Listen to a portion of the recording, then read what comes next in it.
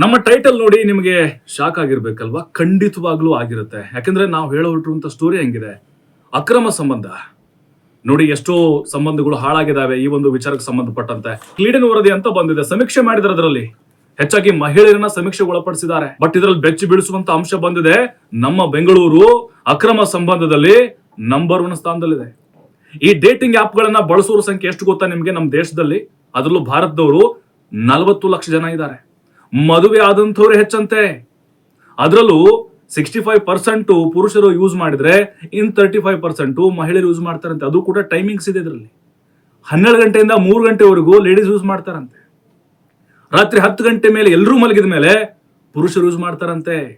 ಅದರ ಜೊತೆಗೆ ಪುರುಷರ ಆಯ್ಕೆ ಹೆಂಗಿರುತ್ತೆ ಅಂತಂದ್ರೆ 25ರಿಂದ 30 ವರ್ಷದ ಮಹಿಳೆಯರನ್ನ ಹುಡುಕ್ತಾ ಇರ್ತಾರಂತೆ, ಸರ್ಚ್ ಮಾಡ್ತಿರ್ತಾರೆ ಆಪ್ ಅಲ್ಲಿ.